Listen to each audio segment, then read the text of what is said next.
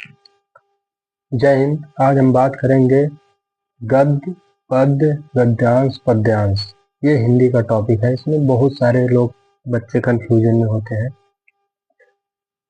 ये एक ऐसा टॉपिक है हिंदी का कि बहुत कंफ्यूजन करता है। जब बच्चा नया नया 9th में जाता है तो या 10 में जाता है, यहाँ तक तो 9th में कुछ लोगों को नहीं पता होता, वो 10 में चले जाते हैं, इसके बारे में नहीं पता रहता। ये बेसिकली इतना तो पता होना चाहिए। जब 9th में कोई जाता है तो उसको इतना तो पता ही होना चाहिए गद्य क्या है। देखो, गद्य को इंग्लिश में कहते हैं प्रोज।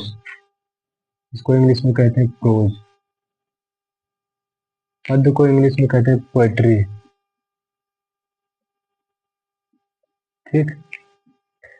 देखो, गद्य क्या है। साधारण आप कोई कहानी सुनाओ, सुबह से सुनाओ शाम तक, ठीक, वो गद्य है। गद्य का हम मतलब बोलचाल की भाषा में बात करें तो कहानी। गद्य का दूसरा नाम हम कह सकते हैं कहानी। ठीक है, सीधा सीधा।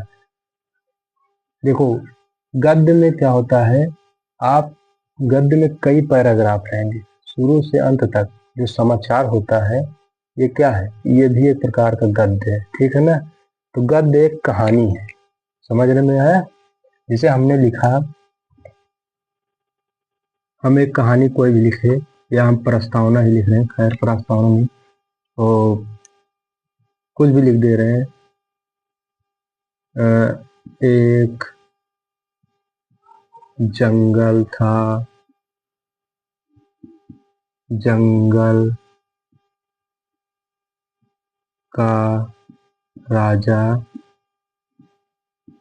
शेर था, पूर्णविराम। ठीक। ये यहाँ से पैराग्राफ। वह बहुत दिन से भूखा था और जंगल में इधर उधर भोजन की तलाश में भटक रहा था। ठीक। ये कहानी है। अरे बहुत कहानी अगर आप सुनाते रहेंगे तो शाम हो जाएगा, लेकिन कहानी नहीं खत्म होगी।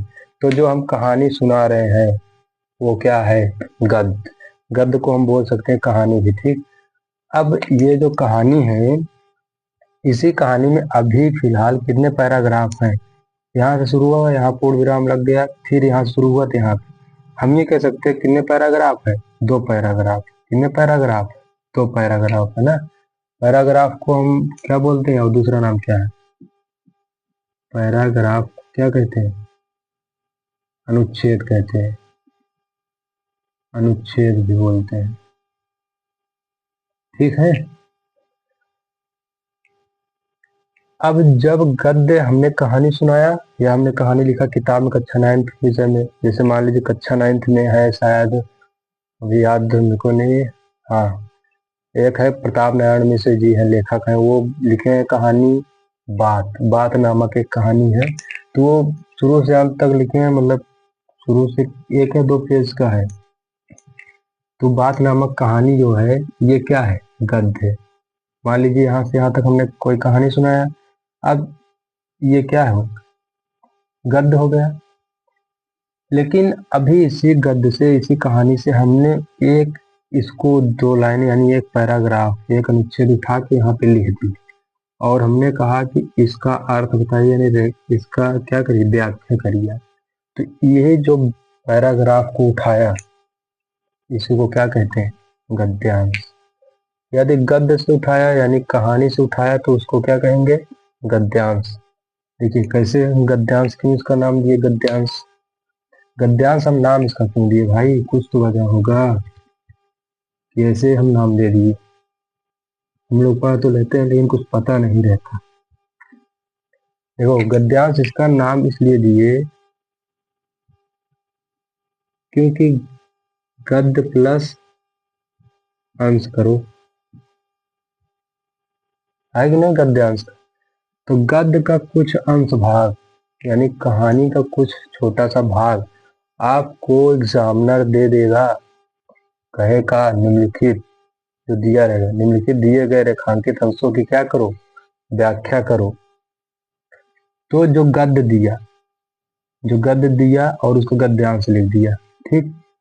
अब ये गद्यांश इसका नाम क्यों पड़ा, क्योंकि अंश गद्य का एक अंश, यानी अंश का मतलब टुकड़ा, क्या होता है, टुकड़ा। इसको समझ गए तो ये समझ में आ जाएगा, टुकड़ा। और गद्य का मतलब कहानी, कहानी कहानी का एक छोटा सा टुकड़े को क्या कहते हैं हम, गद्यांश कहते हैं, गद्यांश कहते हैं, ठीक। क्या कहते हैं, गद्यांश कहते हैं। आप खूब बड़ी कहानी सुनाओ या खूब बड़ी कहानी लिख लो, उसका छोटा सा 2 3 4 लाइन पैराग्राफ आप उसको अलग से लिख लो, बोलो कि इसका अर्थ बताओ, इसका व्याख्या करो। व्याख्या का मतलब क्या होता है भाई, कोई डिफिकल्ट लैंग्वेज हो, शब्द उसका अर्थ बता दो, वही तो व्याख्या है। उसका अर्थ बता दीजिए, वही तो व्याख्या है। तो हमने क्या है, कहानी का एक छोटा सा टुकड़ा उठाया, तो जो कहानी यानी गद्य का जो छोटा सा टुकड़ा उठाया उसी को गद्यांश कहते हैं। बाकी समझ में तो आ गया होगा। अब इसी के आधार पे इससे ये बना है पोएट्री, यानी कि पद्य, ठीक है ना। अब देखो कहा गद्य में क्या क्या आता है, एक चीज है, गद्य में क्या क्या आता है, गद्य में कहानी आता है, ठीक। जब प्रताप नारायण मिश्र कक्षा 9th में बात नहीं, और क्या आता है, समाचार, ऐसे और सारे हैं, ठीक। अब आते हैं पद्य। पद्य क्या होता है,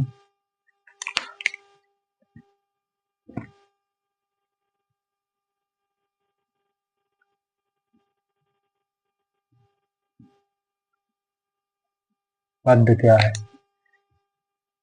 पद्य का मतलब होता है कविता।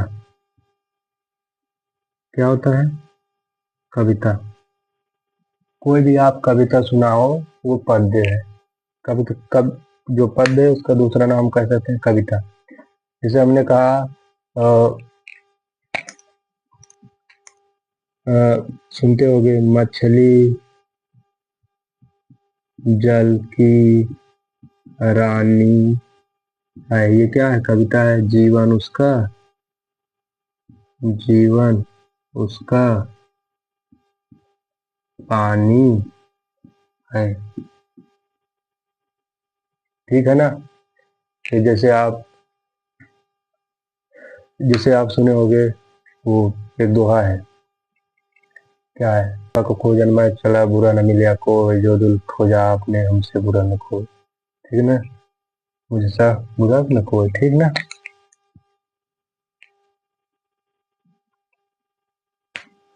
तो इतना समझ में आ गया होगा ना। अब देखिए जो पद्य है, यानी पद्य को हम क्या कहते हैं, कविता। आपने कोई कविता लिखा वही पद्य है, ठीक है ना। कविता वगैरह पद्य होता है। अब पद्य का छोटा सा रूप, मान लीजिए कई ऐसे पैराग्राफ लिखे, तो फिर मान लीजिए एक बुक है,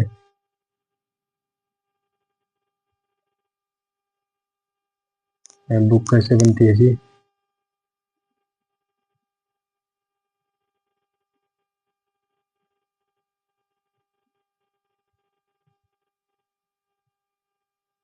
मान लीजिए बुक ऐसे 2 लाइन लिखा है, ये कविता लिखा,